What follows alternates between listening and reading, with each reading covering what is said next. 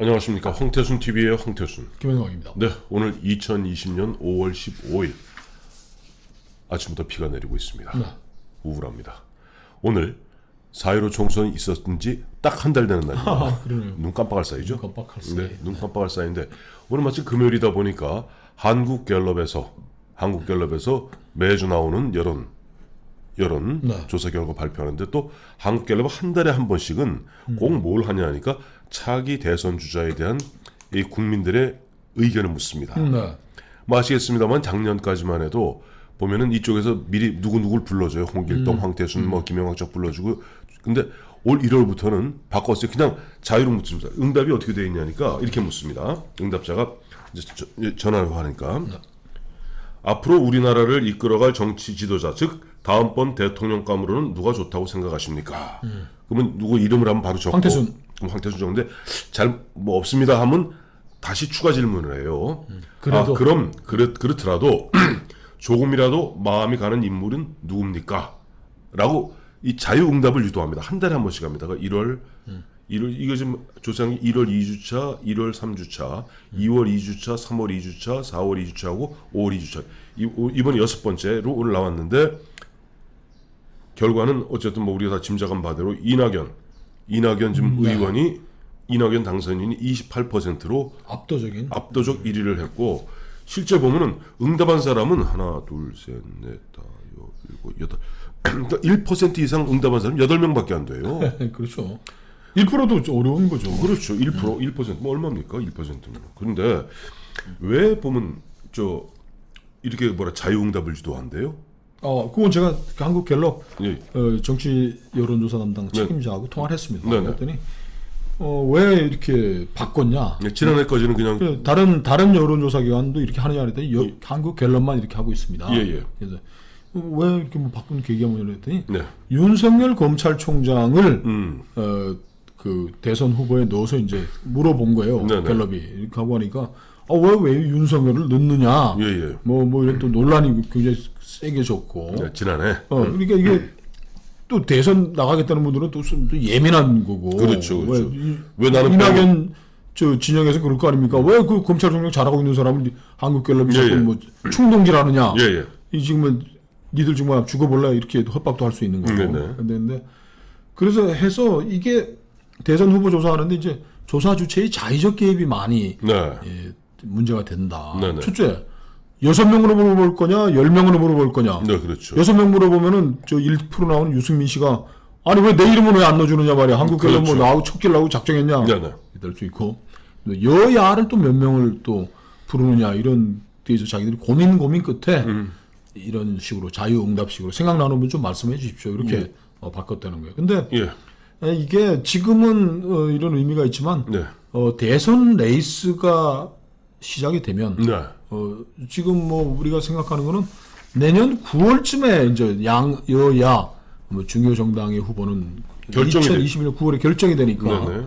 우리 저기 담당하시는 분은 한 2021년 1월은 이건 뭐 본격적인 레이스가 시작되고 아무리 늦어져도 올해 9월에는 이제 꿈틀꿈틀 이제 시작되고 좀 대선 시기가 너무 빨리 돌아가고 있는 거예요.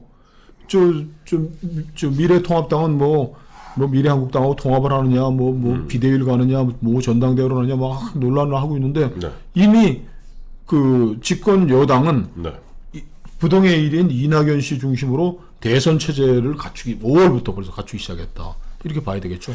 근데 그게 이제 조금 전에 보면 우리 김영관 실장 대선 시기가 빨리 간다. 너무 빨리 가는 것 같아요. 너무 빨리 간다는 것은 현직 대통령한테는 굉장히 기분 나쁜 이야기입니다. 이제 목이 서늘해지죠. 이제. 그게 아니라 이런 레임덕이라고 다리가 좀 쩔럭거리기도 하고. 그게 아니라 문재인 대통령 입장에서는 야, 솔직히 말해서 이번에 4.15 총선 너희들이 잘라서 다 뭐 190명 당선된 줄 알아? 내 지지율이 60몇 %로 높았기 때문에 너희가 된 건데 어디다 대고 지금 보면 뭐 이해찬을 중심으로 싱크탱크를 만들어? 야, 오늘 아침 신문 보니까 이해찬이란다. 이낙연이 지금 보니까 무슨 싱크탱크를 만들어서 100명 가량의 싱크탱크를 만들어서 대선 캠프를 벌써 만들기 시작했네. 만든다는 빠르다는 거죠. 그러니까 그럼 대통령은 굉장히 불쾌하다니까. 대통령 아직도 보면 자기가 못한 일이 너무나 많은데 앞으로 하려면 나를 중심으로 좀 결집을 해야지. 자, 이러다 보니까 어떤 일이 벌어졌냐니까 지금 이낙연 씨의 공식적 직책이 뭔지 아세요? 당연히 코로나 국난 대책 극복위원장. 맞습니다. 코로나19 국난 극복 위원장인데 네. 이 양반이 지난번에 이천 물류 화재 현장 가서 뭐라고 그랬어요? 저 국회의원 아닌데요. 그러니까 이낙연 제 씨가 입장이 그렇지가 않습니다. 예. 제가 오고 싶어 왔습니까? 오라고 그래서 왔는데요. 네, 이게 바로 이낙연 씨는 코로나19 그럼 뭐 알았어요? 그럼 갈게요. 가세요. 자, 코로나19 국난 극복 위원장인 이 사람을 놓고 이번에 이낙연 씨가 종로에서 당선되니까 이미 이낙연 중심으로 꿈틀거리는 움직임이 있는 거예요. 네, 대선 캠프죠 뭐. 네, 그러니까 이 대선 캠프를 꾸리기 위해서 이미 현역 이번 당선인들 현역까지 포함시킨다. 그거는 이해찬, 문재인 두 양반이 가만 안 있을 텐데. 그래서 이번에 무슨 얘기 이 사람들이 꼼수를 갖다 썼냐 하니까 이거 뭐 지금 민주당 예를 들면 미래통합당 같은 건 당원 당규상 대선 1년 6월 전에는 당 대표를 그만둬야 됩니다. 올 9월이면 그만둬야 돼요. 네, 네. 그렇죠. 그런데 민주당 당원 당규는 대선 1년 전입니다. 내년 3월 9일 날은 그만둬야 돼요. 그러니까 국가도 그렇지만 정당만 돼도 네. 당원 당규를 아무리 강자라고 하더라도 네. 쉽게 손댈 수는 없는 거예요. 그렇습니다. 그걸 고칠 수는 헌법이기 없는 때문에. 헌법이니까. 자, 그러니까 이낙연 씨가 이번에 8월에 전당대회 있을 예정이잖아요. 네. 그러니까 이제 이낙연 계보 사람들이 무슨 얘기를 시작했냐 이런 얘기를 시작했습니다. 네. 아니 그 뭐 골치 아프게 전당대회 합니까? 좀 나라가 이렇게 어려우니까 코로나19 국난 극복 대책위원회를 코로나 비대위로 전환시킵시다. 그래서 비대위원장은 예외 정황이 있잖아요. 어디나. 그렇죠. 그래서 저 이낙연 씨를 이낙연 씨가 당 대표도 하고 당 대표를 갖다가 하고 그러니까 당 대선 대표를 주자도 하고. 그러니까 당 대표라는 표현을 안 쓰고 코로나 비대위 위원장을 만들자. 이걸 갖다가 이해찬 대표가 단칼에 잘랐어요. 무슨 헛소리 하는 거냐. 무슨 꼼수냐. 무슨 꼼수냐. 이 사람아 지금 총선 승리했는데. 총선과 대승을 거두었는데 패배했으면 미래통합당 같이 비대위 얘기가 나오지만은 대승을 거둔 당에서 비대위 말도 아닌 소리 말고 8월 전대로 가야 된다. 모습 박아버리니까 이낙연 씨가 지금 고민이 깊어집니다. 굉장히 깊어집니다. 근데 대선 캠프라는 게 네. 이낙연 씨가 지금 5월이잖아요. 그죠? 네, 네. 5월인데 그 다른 그 대선 주자들의 경우와 비교해도 그렇게 뭐 또 빠른 건 아닙니다. 네네. 그 박근혜 전 후보할 때 대통령 이제 2012년 준비할 당시에는 네. 그 김광두 씨 뭐 이렇게 갖고서 했던 게 최외출이 나왔던 국가미래연구원이 네. 2010년 12월 대선 2년 전에 출범을 했던 거예요. 예, 맞습니다. 그러니까 뭐 김대중 대통령이 뭐 평생 대통령 하려고 했으니까 그러니까 예외하고 93년에 창립한 94년 창립 아시아 태평양 재단 아태재단 3년 전이니까 네네. 뭐 이분들은 또 YS하고 또 차원이 다른 거. 문재인 대통령은 2016년 10월이니까 네, 1년 2개월 전이죠. 그렇죠. 1년 2개월 전 했고. 네네. 그 뭐 MB 대통령은 2006년 네네. 6월 하자마자 이제 저 연구원 뭐 안국 포럼도 한국포럼도 네네, 하고 네네. 해가지고 국제전략연구원도 예, 하고 예, 예. 뭐 했으니까 1년 반이니까 예, 예. 지금 거꾸로 역산하면 1년 반이면 9월입니다. 올해. 올해 9월이니까 뭐 그렇게 뭐 또 서두른 것도 아니 2년으로 따지면 벌써 뭐 늦은 셈이 되는 거고. 네네. 다시 한번 저희가 이 갤럽의 여론조사 결과를 한번 다시 앞서 잠깐 보여드렸습니다만 지금 보여드리면 이낙연이 한 달 전에는 그러니까 총선 전에 총선 전에 26% 하다 28%입니다. 근데 그다음에 네. 제가 쭉 한번 읽어드릴 테니까 설명 한번 해주세요. 이재명 씨는 그때나 지금이나 11%입니다. 안철수는 한 달 전에는 5%, 지금은 3%입니다. 홍준표 2% 갖고 윤석열 1%. 황교안 대표가 그때는 8% 하다가 지금 1%로 내려앉았고 박원순 1%, 유승민 1% 못다는 사람들이 다 합쳐보니까 4%. 그리고 없습니다. 그러니까 47%가 오히려 또 늘어났네. 그럼요. 이게 그 이낙연 씨는 우리가 뭐 이번 총선에서 뭐 네. 많은 분들이 호남의 네네. 그 전략적 투표 네네. 이낙연 선거였다는 거죠. 그렇죠. 호남 사람들에게는 네네. 김대중 이후 네. 저 해방 이후 네. 대통령의 가장 가까이 가 있는 사람이 이낙연이니까 우리는 다 몰빵으로 몰아주자고 네. 했는데 호남표죠. 이게 26% 28%가 호남표죠. 딱 정확합니다. 호남표인데. 우리 전국에 흩어져 있는 제가 늘 말씀드리잖아요. 지금 뭐 호남, 광주, 전남, 전북 합치면은 10.3%밖에 안 됩니다만은 수도권에 사는 호남인들이 많습니다. 이재명 씨는 네. 뭐 10일 뭐 비슷하게 유지된 게 예. 이번 코로나 사태에서 국가재난지원금을 뭐 막 풀어댔으니까 그렇죠. 경기도 시 군과 합쳐서 뭐 벌써 이미 뭐 5인 가족이면 100만 원씩 다 나눠주고 한 그런 재미를 봤고 예. 이 결과를 보니까 두 사람 복장 터지는 사람이 있습니다 지금. 누구예요? 대선 그 가고 싶은 마음은 막 굴뚝 같은데. 굴뚝 같은데 예. 1번 황교안 1%. 8%에서 지금 1%대 이제 난쟁이로 확 줄어들었고 예, 예. 두 번째로 복장 터지신 뭐 박원순 서울시 나는 이게 난 정말 퀘스천이에요. 미스테리죠. 미스테리인 게 아니 아마 박원순 씨 환장할 겁니다. 아니 이재명 씨는 11%인데 저 박원순 씨는 지난달에는 1%도 안 된 거예요. 그나마 1%된 겁니다 이번에. 그러니 본인은 온갖 이번에 코로나19 갖고도 신천지랑 싸우고 온 난리를 펴도 국민들은 1%밖에 관심을 안 두는 겁니다. 그러니까 이게 참 그 정치 여론조사 네. 이런 그 하는 분들 이야기가 네. 참 이게 그 정치인이 네. 그 우리가 지난번에 말씀드렸지만 이제 크리티컬 포인트는 이제 네. 더블 디짓 네. 10% 네. 가까이 가는 9% 예. 뭐 11% 네. 그 네. 원저리에 가는 게 네. 그 탤런트들 그 탑스타로 뜨는 거하고 또 거의 유사하다는 거예요. 지금 뭐 우리 뭐 흔히 얘기하는 뭐 MBC 탤런트 뭐 24기 뭐 23기 네. 돼가지고 그 중에 탑스타로 떠오르는 사람은 뭐 한 명 있거나 말거나 있는데 그 되는 거는 누구도 알기가 어렵다는 거예요. 네, 네. 누구도 알기가 왜? 그 시대의 그 사람들의 감성들, 예. 그 뭐 서민적인 뭐 무슨 이런 거 아니면 네. 뭐 귀족적인 뭐 그 도시형을 뭐 여배우들은 뭐 남자도 마찬가지예요. 네. 여배우들 특히 뭐 어떤 거가 될지는 아무도 모른다는 거예요. 저 특징을 좀 얘기해도 돼요? 말씀해 주죠. 제가 보면 고현정 씨 같은 경우 아주 그런 경우입니다. 네. 고현정 씨 같은 경우 뭐 이제 지금은 이제 뭐 중년이 나이입니다만은 이 양반이 뜬 게 모래시계거든요. 그렇죠. 모래시계인데 그 전까지는 미스 코리아 그 진도 아니었어요. 뭐 선인가 민가 그래갖고 아니 뭐 선만 내봐도 미인 아닌가요? 미인이죠. 그런데도 그 뭐 연기력이 좀 부족하다는 둥둥둥해서 그랬는데 이 양반이 모래시계라는 그 당시에 딱 시대 상황과 맞아떨어진 그 프로에 청순 가련 조폭달로 나온 거예요.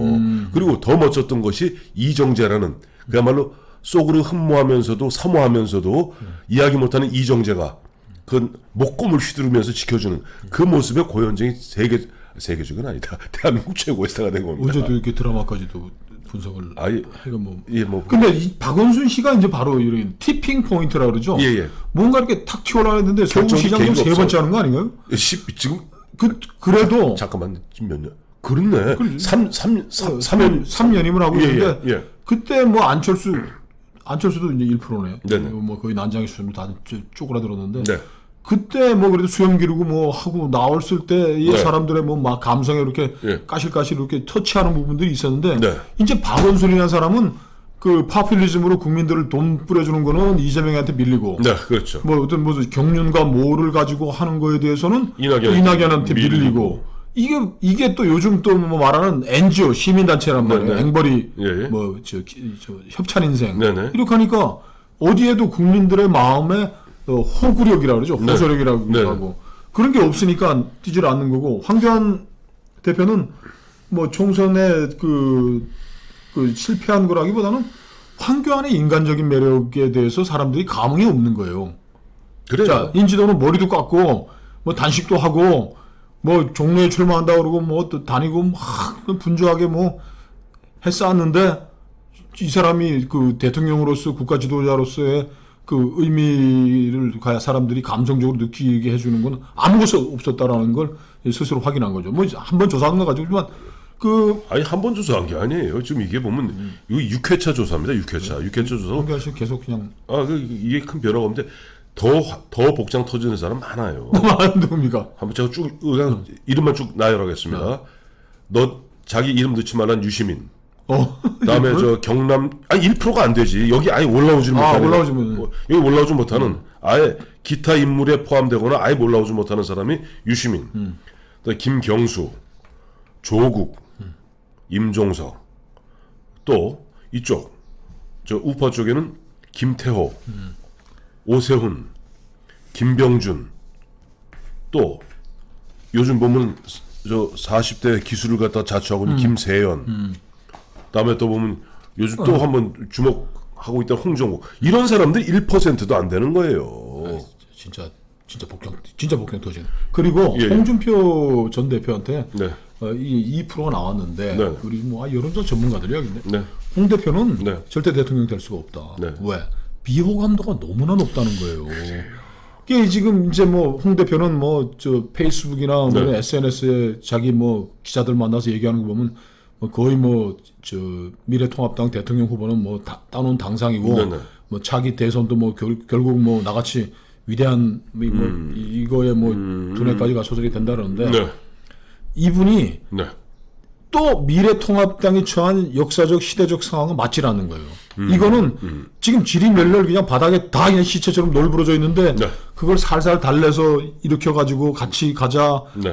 좀 뭐 설득도 하고 네. 따뜻한 마음도 보여주고 이렇게 끌고 가야 돼. 이분은 예. 지금까지도 오늘 이 순간까지도 변방의 독고다이로 특공대로 말이야 가서 내가 다 때려 부수겠다 이렇게 하니까 네, 네. 이 제1야당이 처한 이 시대적 상황과 전혀 맞지가 않는 상황이 된 거죠. 그러니까 난 홍 대표님도 네, 네. 좀 차분하게 따뜻하게 예. 참 미안했다. 내가 정말 하고 했는데 당에 돌아가면 네. 참 여러분들하고 머리를 맞대고 네. 좀 따뜻한 마음으로 이 당의 위기를 구하겠다고 미안하다고 얘기하고 네. 그 독고다이 변방 네. 이 이미지를 바꾸지 않는 한 홍 대표는 뭐 별로 본인은 뭐 지금 내일 대통령 선거가 있으면 내가 저 이낙연이 때려잡고 대통령 되겠다는 기계가 넘치시지만은 네. 이런 조사 좀 보시면서 좀 방향을 바꾸고 그래 근데 니들 다 죽었어 나 들어가면 죽인다고. 근데 이낙연 씨도 네. 이낙연 씨도 지금 아마 등골이 서늘할 겁니다.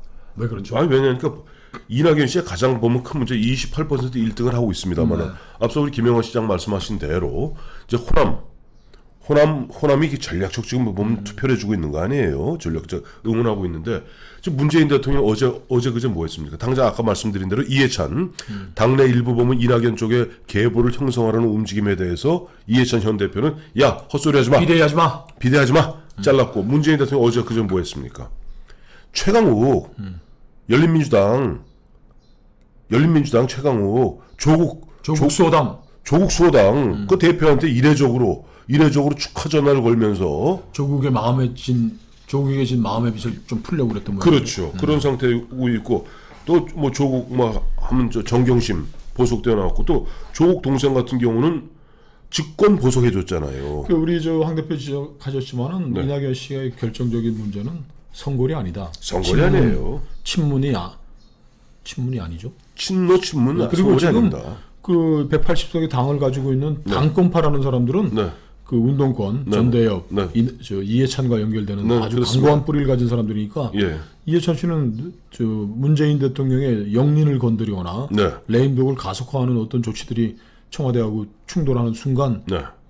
쫙 자, 그래서 오늘 마침 저 한국갤럽에서 나온 뭐 이번 달 올해 들어서 6번째 차기 대통령감 누가 좋으냐 갖고 지금 여야 큰 흐름을 한번 짚어드렸습니다.